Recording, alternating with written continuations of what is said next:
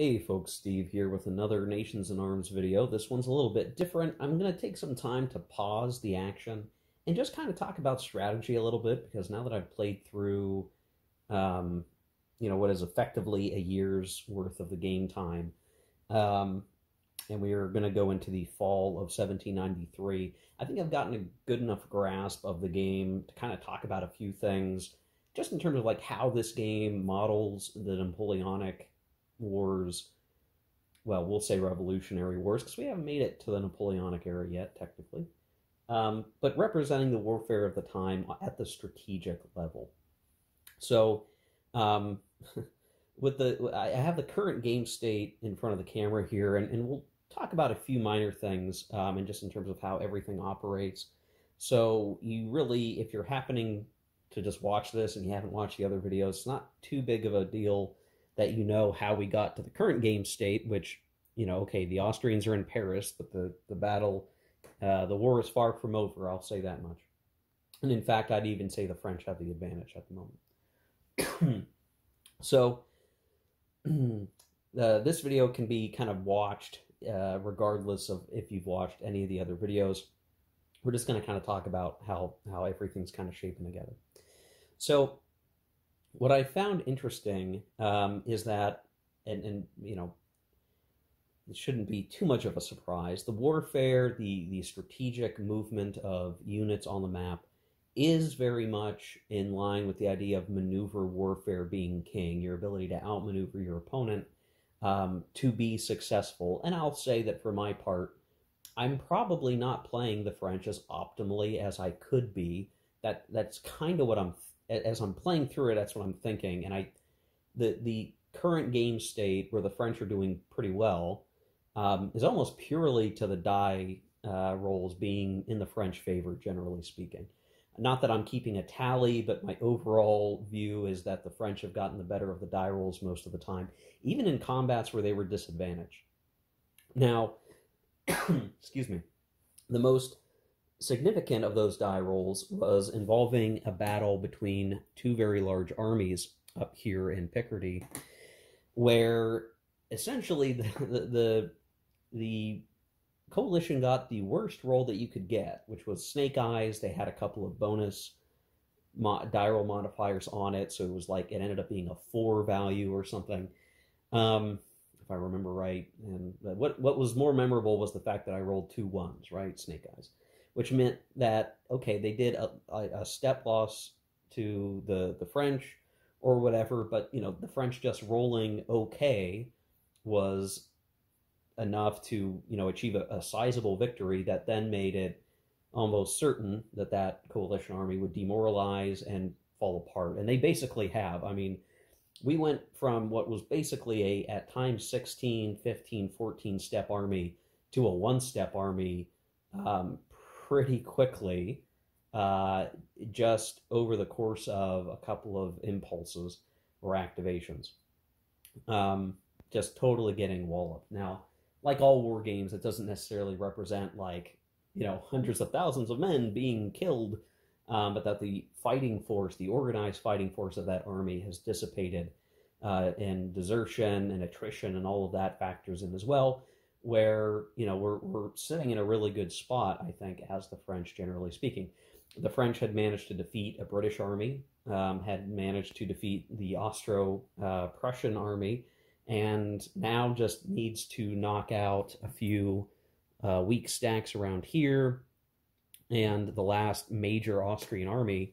And if they can do that, they basically, have solid control of their own national territory, which is really the main thing they need to do in the first half of this war, the War of the First Coalition. They've got to deal with some rebels. They've got to deal with things in the south, but that seems to be kind of the main intent.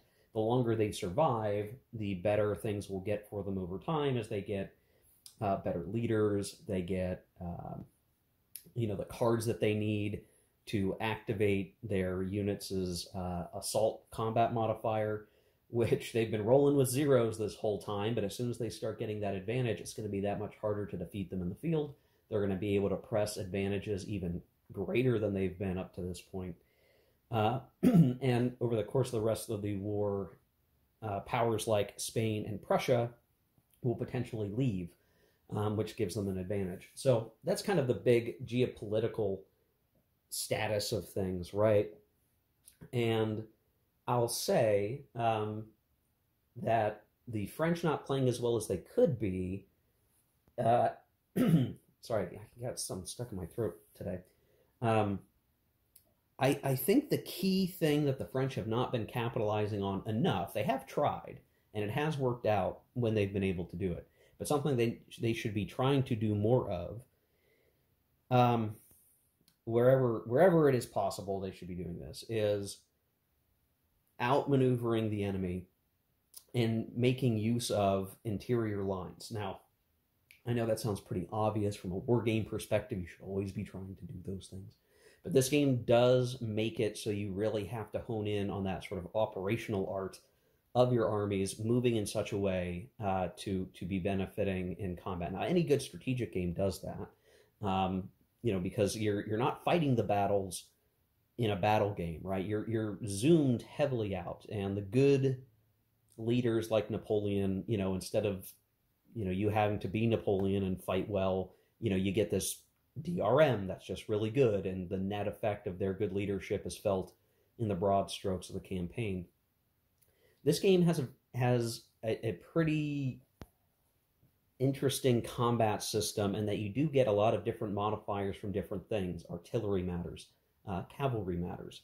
Whether or not you're willing to risk your leaders to be aggressive are factors. And through all of that, you have this 2d6 die roll. Skirmish battles, the three different types of battles. Skirmish battles are not going to be very bloody and will tend to produce many cases where one side is simply going to retreat, maybe take one step loss. Minor battles tend to be, I guess right in the middle, right? And then the major battles can be super bloody.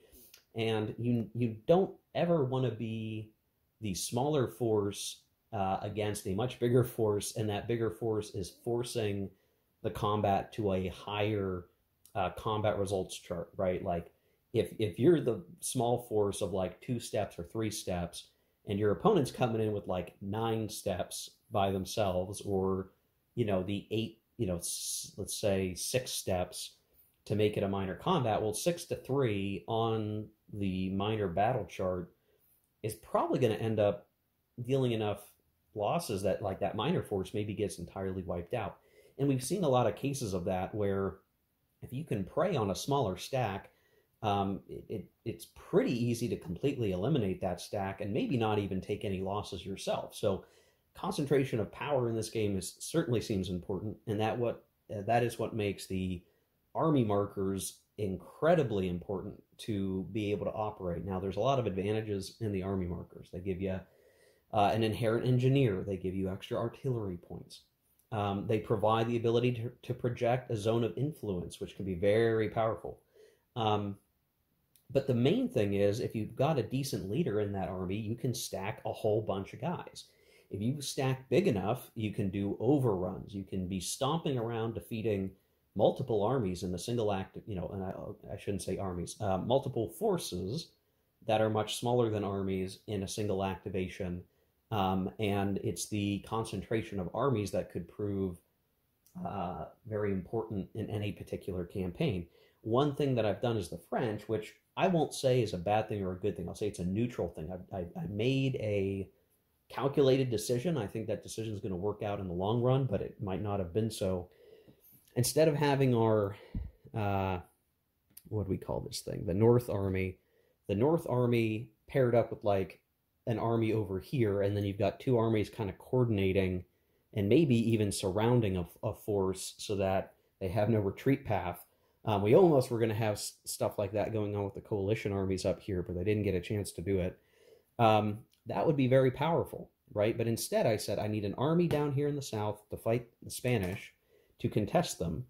And in fact, the French army completely decimated the Spanish army and is now going to very likely knock Spain out of the war, because, an army is just that potent. You can get enough enough steps stacked, you get enough advantage there, and they can operate very, very well. So the factor of armies and maneuvering armies, I think, is important in this game, and making sure that you can concentrate enough power to be effective is important. When you want to have like multi-nation stacks, the really only efficient way to do that is with an army group. So if you have like even 3-star leaders like we had over here, you have a Prussian 3-star leader and an Austrian 3-star leader. Well, they can each individually maybe command up to 6 steps, but they can't stack together without an army marker. So what you're really dealing with at that point is a set of forces that could potentially be individually defeated in detail by an army that is bigger, or even a force that is of equal size to one of those forces. It can defeat one of those. Maybe they send it back reeling, they demoralize, you almost eliminate that stack, and you wheel around and you fight the other one. And that's definitely something that feels Napoleonic in nature. You can definitely do that.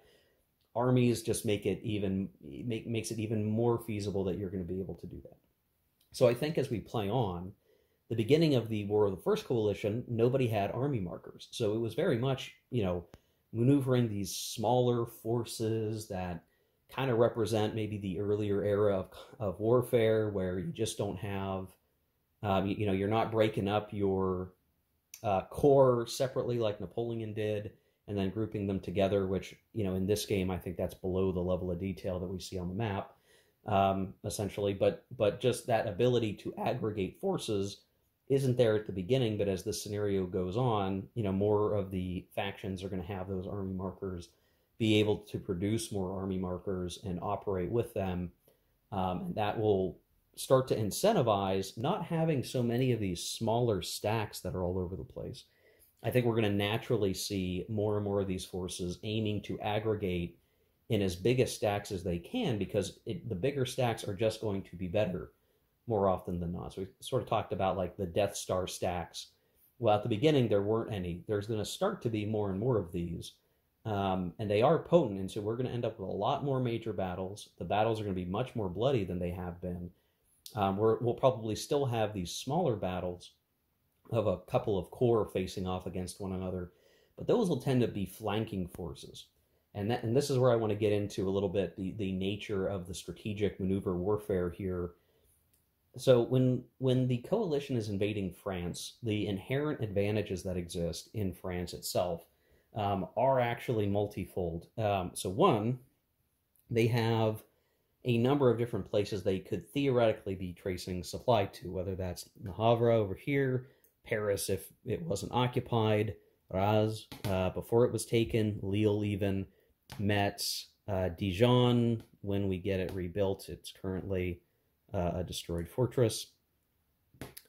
Knocking stuff over. Or Orleans.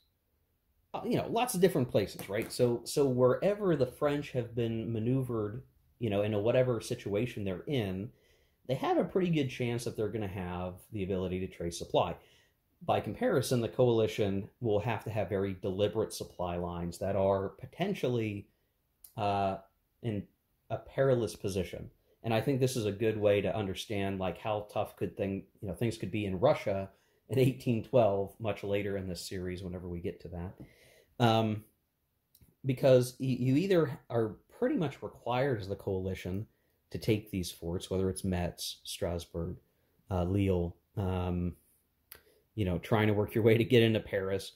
You have to go get those places, or else you'll find yourself out of supply. Now, generally, the out of supply rules for this aren't too bad, but the bigger your force is, if caught out of supply, the worse it's going to get. And the attrition table, a force that's only 1 to 4 steps can almost not even worry about attrition too much. It's not that big a deal. You're likely going to do okay. You're probably not going to lose steps. But those big armies will have trouble.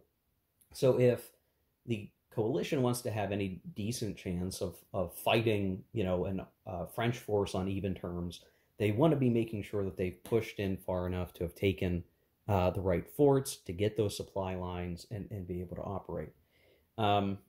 Now, what the French player should and could be doing is, if they're trying to size up a fight, and this is what I haven't done this enough as the French. which is why it's like it's only through luck that the French are doing as well as they're doing.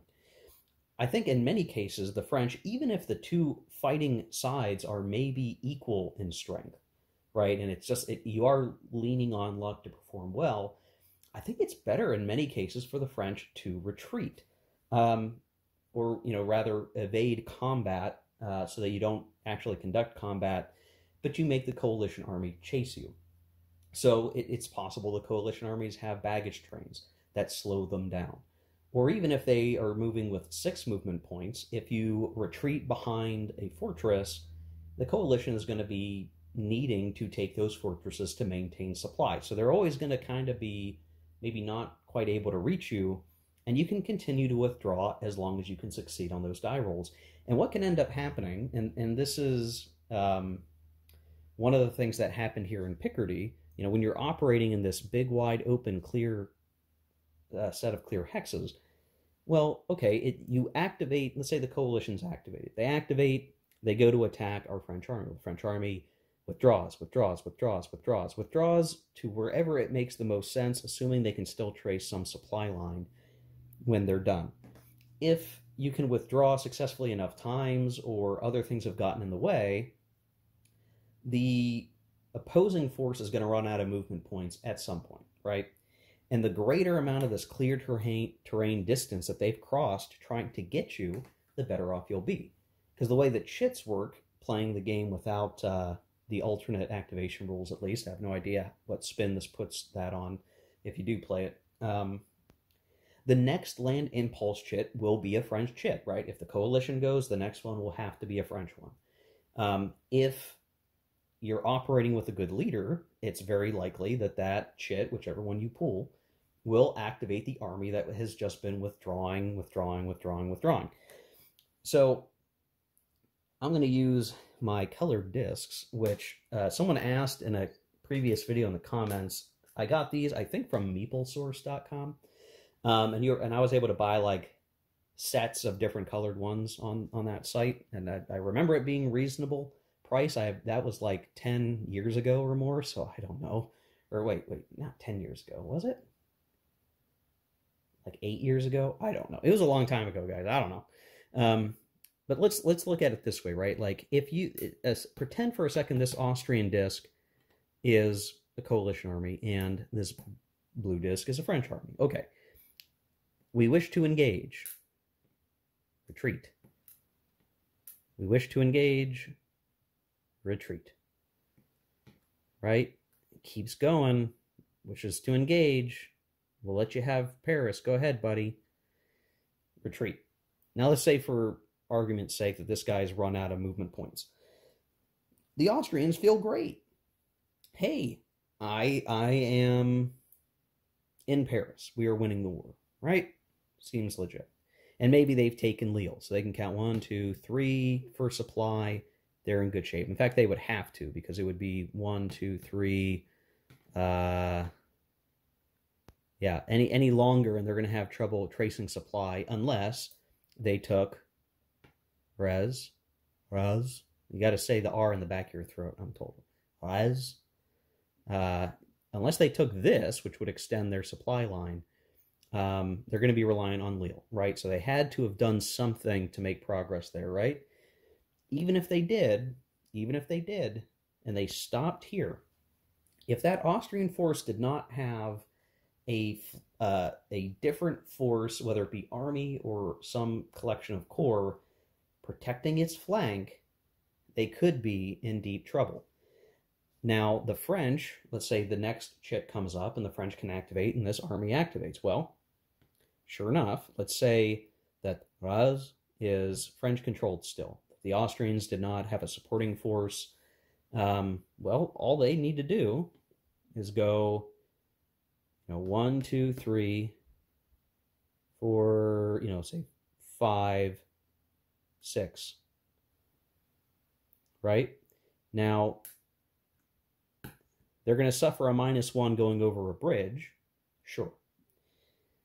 But now the Austrians will be out of supply when the combat occurs, because you check supply for the defender, a defending stack at combat. We would find that the Austrians are incapable of tracing a proper supply line. They would have to count this way. Okay, so that, well, all right, they would probably be able to trace supply to Lille. Let's change this up a little bit. Let's say we move here. They fail interception, and this is going to be important when I talk about odds related to all this stuff. They chance it, and they go 1, 2, 3, 4, 5, 6. Well, now the contact area, which is the hex side that an army moves, a force moves across, plus the adjacent hex sides, can't be used to trace supply. So now the Austrians have to trace either over here, which they're not going to have enough movement points to get to a supply link, or through here, and if Raz is French controlled still, they're not going to be able to do it. They might be out of supply. And that is so important because being out of supply for combat is a -4. That can heavily impact your ability to score anything remotely approaching a good die roll on CRT. The French force would be in supply, and if they win this fight, which they probably would, let's say they did do the whole wraparound maneuver, the Austrians are going to have to retreat. They can't retreat this way. They should be retreating towards a supply area, but they're going to have limited capability. So the best they could do is try to retreat over this way. This is probably the best way to go is over here. Well, okay, the French just won that victory. They've got their capital back. And these guys are potentially still out of supply, which means if they can't fix that problem, they may be suffering attrition. And so in one simple move, an unprotected flank could completely eliminate an army, right? If this Austrian army was properly supported, and we say, this is Austrian controlled, they've got, they did a pincer move, they moved somebody, took here, they'd have to retreat and then potentially try to do some other type of maneuver like retreat to here. They run out of gas in Paris, and then they do a movement across. If this is an army, they use their engineer. They come over and they try to do something similar. So you have all these cases where you need to be paying attention to your flanks and how you're going to trace supply when you're entering enemy territory, because all it's going to take is one opposed activation, and if that force still has activations left, the French can easily maneuver around and mess stuff up for you. And it's likely, however they sneak around, they're going to be able to trace to some home fort that will keep them in supply. And then these rivers are going to be causing grief for your coalition supply lines. Even where there are bridges, it's not hard to be covering those with a contact area. And so there's rivers over here, there's rivers here, here, here. All of those are going to cause impediments to coalition supply. So if you can pin a coalition force against a river, you're gonna keep them out of supply. And then when it comes time for retreats, and this I'm gonna have to double check because I can't recall exactly. I want to say you have issues retreating over a river.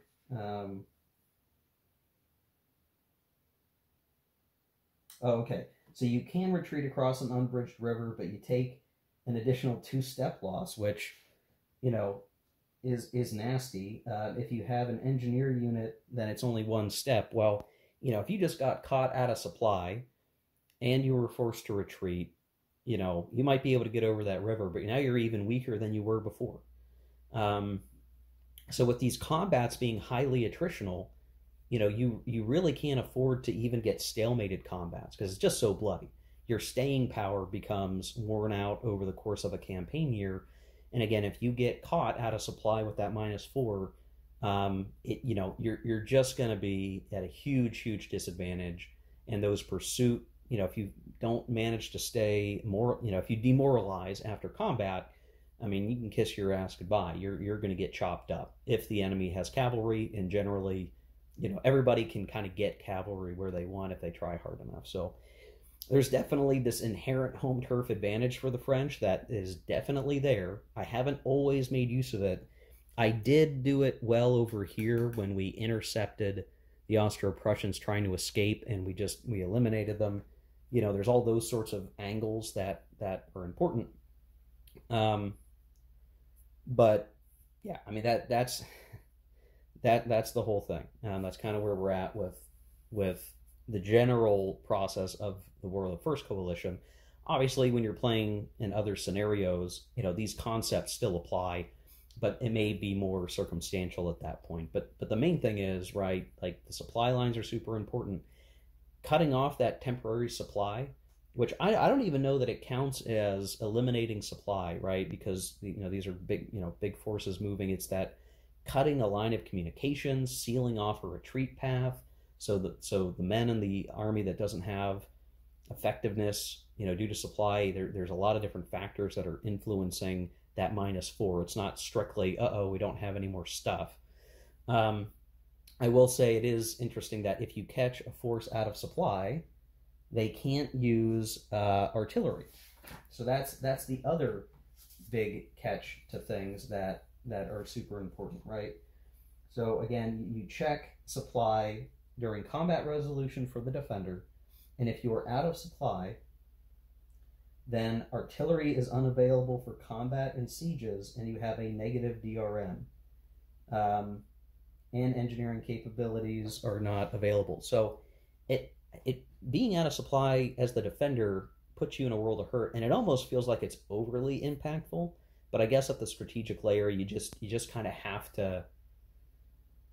You got to have some kind of effect, and I think that's your greatest weapon against your opponent is outmaneuvering them, getting rid of their supply when they're on defense, and they're not going to have artillery.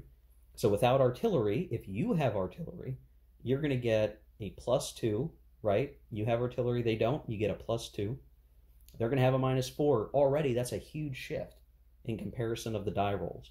That's going to give you a huge advantage. Now, even here, when we had a combat, over here with the French not being technically in supply, on the first run of it, like, that's just a way, like, if you don't have artillery advantage anyway, that's a great way to nullify your opponent's advantage. If you both lack artillery, but he would have had a +2 for having a lot of artillery, you're coming out clean on that one, and maybe you've got other bonuses that are going to make up for your own -4 for being out of supply.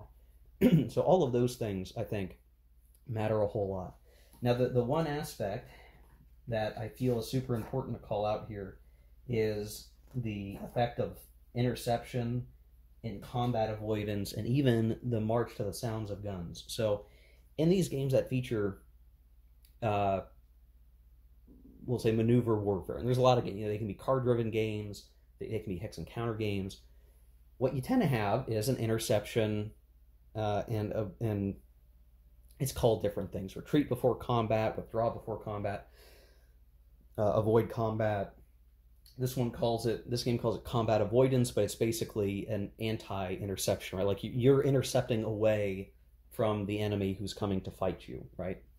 Well, interception and avoidance are pretty standard game mechanics. And what I have seen in a lot of games, even other Napoleonic games, is a leader's initiative rating or strategic rating, whatever you want to call it, is used to modify both the interception and the avoidance die rolls. So somebody who's just as good at avoiding combat is going to be good at intercepting combat, and that's just the way it goes.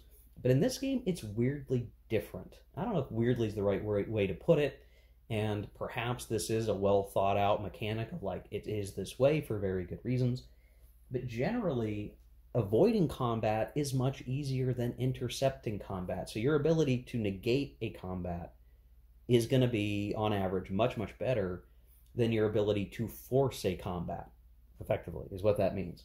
When we look at like the interception modifiers, both of these mechanics rely on the 2d6 and then needing to get a 10 or greater, Now, there are a lot of games where it's like, oh, it's 2d6 and you need a 9 or something. So this game makes it a little bit harder that you need a 10 on the average, looking at the bell curve.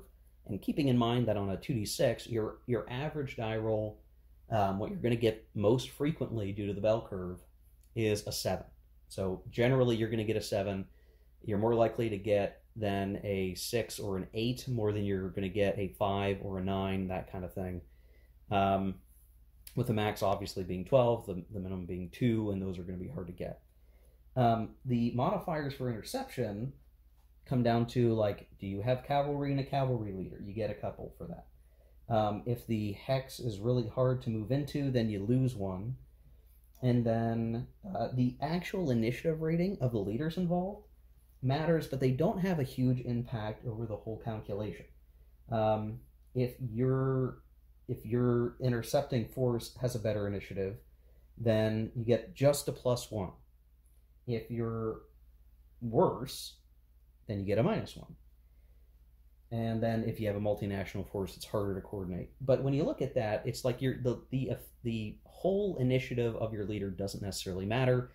It is a comparison, but assuming that you do have cavalry, but equal leaders, you're still only going to maybe get a 1 or 2 to your die roll, which is going to make getting a 10 less likely to occur, period. So it is more difficult to get an interception. By comparison, for combat avoidance, and this is what is kind of weird to me, you add all of your leaders' initiative to the attempt to avoid combat. So if you look at the map here, we've got tons of 3 leaders. 3, 3, 3, 3, 3, 3, couple 2s, some 1s, 3, 4, 4. You get to add all of that to your combat die roll. So, I mean, if you take this French army, okay, that's a 4. Now, the maximum is a plus, the biggest die roll modifier you can have for combat avoidance is a -3 or a +3. So somebody like Hoke with a 4, that 4 is useful because the 4 offsets some other penalty, like difficult terrain or something like that. Or I'm sorry, not difficult terrain, but if the enemy has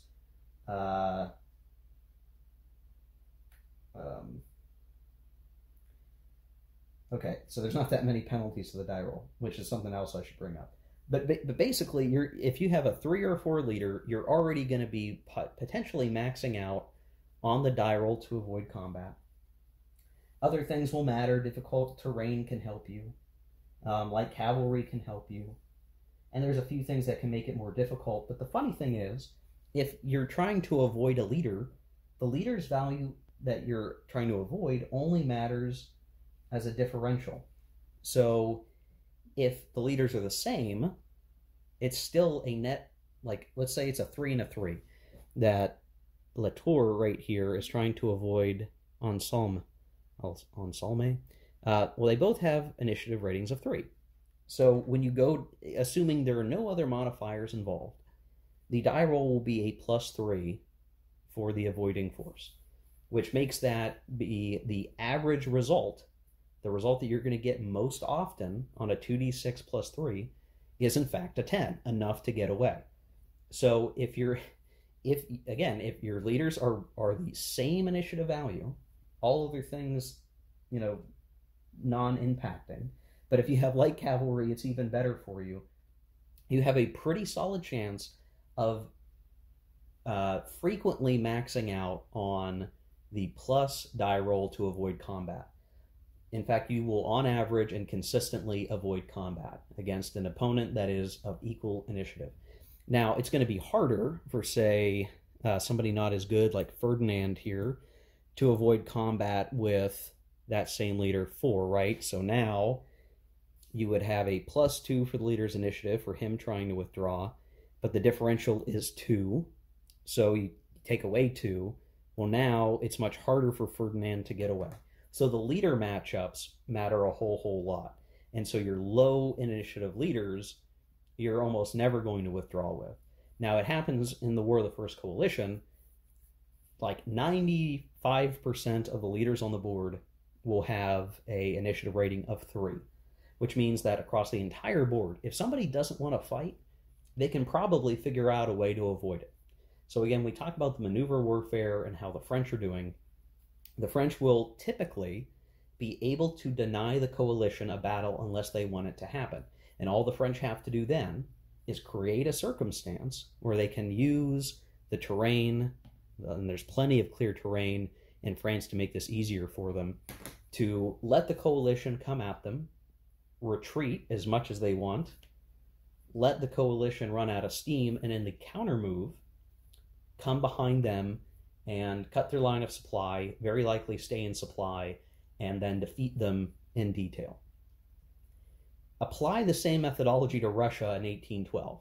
That kind of thing can happen. Now, you're going to have Napoleon, he's really good, you're going to have lots of forces, but the same kind of mechanics will start to apply. You're going to look to cut the supply line of the force and bring them to battle.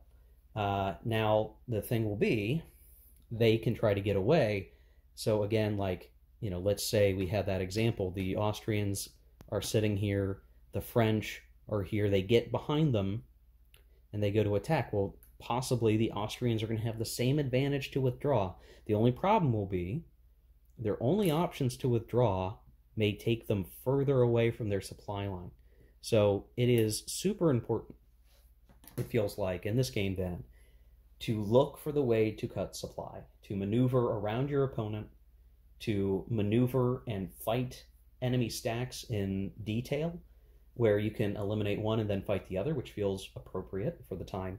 But just given, again, you have a general ability to avoid combat and have combat on your terms, on defense at least, is an important facet of this system. Now, I'm not sure how this is going to play out when we start looking at some of the actual Napoleonic conflicts, like the War of the Third Coalition and Fourth and Fifth and Sixth and Seventh, how much that will matter and how the leader quality compares. It could be, just for this scenario, everyone's got a lot of threes. I'm going to have to go examine the counter pool to see, how frequently are threes and twos and fours in the force pools for the Imperial era. It could be that there are enough differences, and you're going to have really good leaders like the Napoleon's marshals in the Imperial era, where the strength of the French will be felt because they will be able to bring the coalition to battle more easily than they can get away. It just happens in this scenario, everyone's on kind of equal leadership footing, which does give the withdrawing force an advantage on the die rolls. So it remains to be seen, how the rest of the War of the First Coalition will go as we go into the autumn of 1793. But generally, these are my takeaways so far in terms of the strategy. And how I see things kind of going from here is the French are going to start to wrap up a lot of the remnant coalition forces. The coalition may even need to retreat away to try to survive so they don't get eliminated units. When we get to the end of the campaign seasons, all the forces are going to get their production, and the coalition has a significant production advantage over the French still. And they will. I mean, the extra production that the French got this year was enough to keep them in the game, but they can't count on that in future years. They're going to have to rely on other things developing, or at least the elimination of some of the participants to keep it going. So the coalition is going to have to rely on that. But in the short term, if the French can properly clear the board and basically have eliminated or reduced the coalition armies on the board to as small as they can possibly go, that will give them a leg up in production. The French will still have units on the board. They can build a bunch of new stuff. The coalition may be building from scratch from so many eliminated units. So a big factor there, again, looking back at the strategic geopolitical element, and many of those forces are going to start far away, except for maybe an Austrian army. One other thing I will call out is that with the cards, I may bring this up in the next video. I do want to say, for the cards, it's interesting because you just don't know what you're going to get. You might get the good event cards that are going to help shift things from a historical perspective, but there's no guarantee. Somebody had put in a comment in a previous video about my interpretation of the Committee of Public Safety that in some errata, but that errata is actually put together by Bjorn. For the Bjorn rule set, it says that this is just meaning the French get an extra card. But I'm going to point something out. If you look at that errata file, it's on BoardGameGeek. It uses a version nomenclature that aligns with Bjorn's rules. So the implementation of that language for this card only works with Bjorn's rule set. And if you actually go look at Bjorn's rule set, you'll notice that the cards are handled differently. So in the spring interphase, when using Bjorn's rules, all of the cards that had not been played are shuffled back into the deck each spring, and then you draw more cards. And you do not do that in the latest rule set that came with the second printing that Banania reorganized. You do not do that. You do not reshuffle and add unplayed cards back to the deck. So what ends up happening there, I think, is that on the Consim World forums, there was discussion around the ability to pocket cards and keep them from being played. And so that was the idea was, well, you just reshuffle everything back together, and then the French, rather than having to pick getting to pick a card, they just get an extra card, and it gives them an additional chance to get a card that they want or need. I don't think that the effect of doing that was thought of in the context of the War of the First Coalition, because the card sequencing is so important, and in fact important to the game balance, that I definitely don't want to play that way. I definitely want to give the French the choice. This is the whole purpose of the card. Getting an extra card is not even that worthwhile. Getting the card that you want is super powerful, but it comes at the cost of terror. Otherwise, there's a very good chance that the French would never ever get the Carnot card. Even if you use Bjorn's rule set, if you shuffled everything back in, the deck gets bigger over time, and if you don't play Carnot, you're at a tremendous disadvantage for all that long time, and the history and the scenario kind of has to be balanced to where the French get stronger over time to stay competitive, honestly. So I think it's very important, at least for this scenario in my mind, to play the event deck as the second printing rules have it stated, where you do not reshuffle the deck and add unused cards back in, and that the Committee of Public Safety card is used to actually allow the French player to pick a card that they want. I don't know if that's it ultimately comes down to the designer's intent. And if the designer had intended it a certain way, I would expect the second printing rules to incorporate that, or for some more official leaning errata to clear this up. Official errata, not things that are set up to work with Bjorn's rules, which are technically unofficial. So there you go. That's my thought process on it, guys. If folks want to find me, a Consim World post where things are clarified by the designer, or that I can more easily reference, would happy to look at that. But I think it is very important that the French player gets some level of access, some meaningful expected access to the Carnot card, or else they should pack up and not play the scenario, because without it, we've been doing okay without it, but that's only going to last so long. The weight of the economy will be against the French over time. And it will balance out that the French get the military reforms that come with the Carnot card. So anyway, guys, all right, this is a very long video about strategy and tactics and all that good stuff. But I think this was a good time to talk about it, because now the gears are starting to turn. Things are clicking a little bit more. And so far, I would say the system does, I think, do a good job of illustrating the strategic warfare of the time and how armies are maneuvering across, countries, right? This isn't the same as like, Napoleon's campaigns series or something that has it more zoomed in, or even like the Library of Napoleonic Battles that is much more zoomed in, at the strategic level. I think this system so far does a pretty good job representing things, and I feel pretty good about it. So, all right, guys, in the next video, we'll pick back up with the autumn of Uh, 1793, nice little intermission to just kind of talk about the game system. If you're watching this and you have thoughts on all of that, please let me know in the comment section down below. And if there's any cogent points brought up, I will bring that up in future videos as well. By the time you comment, and based on my recording capability, I might not address your comments on video for a couple of videos, right? Like it's not going to be the next one. I might have been recording the next one before you ever comment, but it'll get in there, and I'll try to answer in the comment section anyway. So anyway, ooh, long video. All right, guys, I will catch you later. See you in the next one. Take care. Keep gaming.